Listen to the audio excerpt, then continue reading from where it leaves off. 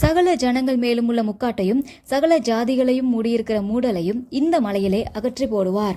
முக்காடு மூடியிருக்கிற மூடல்கள் அப்படின்னா என்ன? நம்ம ஏதாவது ஒரு விஷயத்தில் ஒரு அவமானம் வருது அப்படின்னா முதல்ல மறைஞ்சுப்போம், நம்ம முகத்தை மறைச்சிப்போம். ஏதாவது ஒரு துண்டோ இல்லை ஏதோ ஒரு கிளாத் எடுத்து மூடிப்பாங்க, முகத்தை மூடிப்பாங்க. அந்த மூடல், அந்த முக்காடு எதனால் வருது? அவமானம், துன்பம், கவலை, இல்லை மரணத்துக்கு ஏதுவான ஒரு கவலை நிறைய இருக்குது.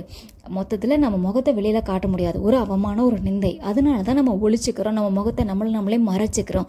இன்றைக்கு இவர் யாருக்கெல்லாம் அந்த முக்காடு நீக்கப்படும்? இன்னொரு முக்காடும் இருக்காது, இருதயத்தில் இருக்கிற முக்காடு. ஆண்டவருக்கு பிரியமில்லாத காரியத்தை செய்கிறது, இருதய கடினமாக இருக்கிறது, அதுக்கப்புறம் அந்த சடங்காச்சாரமான காரியங்கள்லாம் ஃபாலோ பண்ணுறது, ரொம்ப அந்த பழைய ஆட்களாக இருக்காங்க இவங்க அப்படின்னு சொல்லுவாங்களே, அந்த மாதிரி இருக்கிறவங்க, பழைய சடங்காச்சாரமான காரியங்களை ஃபாலோ பண்ணுறவங்க, மூட நம்பிக்கைகள் அதிகமாக இருக்கிறவங்க, அதெல்லாம் இருதயத்தில் இருக்கிற முக்காடு. இன்னைக்கு எந்த முக்காடாக இருந்தாலும் சரி, அது எப்போ நீங்கும்னா ஆண்டவர் உங்கள் வாழ்க்கையில் வரும்பொழுது அந்த முக்காடு நீக்கப்படும். அவரே அந்த முக்காடுகள், அந்த மூடல்கள் எல்லாவற்றையும் நீக்கி போடுவார். இன்றைக்கு மோசையுடைய முகம் பிரகாசித்தது. ஆண்டவரை சந்திக்கும் பொழுது அவர் அந்த மலையிலேருந்து இறங்கி வரப்போ அவருடைய முகம் பிரகாசித்து இருந்தது. இன்னைக்கு உங்கள் முகம் பிரகாசிக்கணுமா? உங்கள் வாழ்க்கையில் இருக்கிற அந்த எல்லா கட்டுகள், அந்த முக்காடுகள் எல்லாம் மாறணுமா?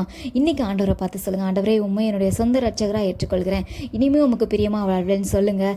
இன்றைக்கு நீங்கள் அப்படி அவரை சொந்த ரட்சகராக ஏற்றுக்கொண்டு அவருக்கு பிரியமாய் ஆண்டவருடைய கட்டளைகளின்படி அவருக்கு பிரியமான காரியங்களை செய்து பிரியமில்லாத காரியங்களாக விட்டு நீங்கள் சரியாக நடந்துக்கிட்டால் உங்கள் வாழ்க்கையில் இருக்கிற அந்த கஷ்டம், துன்பம், எல்லா கட்டுகள், மரணத்துக்கு ஏதுவான கட்டுகளாக இருந்தாலும் அந்த எல்லா கஷ்டங்களையும் ஆண்டவர் மாற்றி போடுவார். உங்கள் வாழ்க்கையில் இருக்கிற அந்த முக்காடுகள் எல்லாம் மாற்றப்படும்.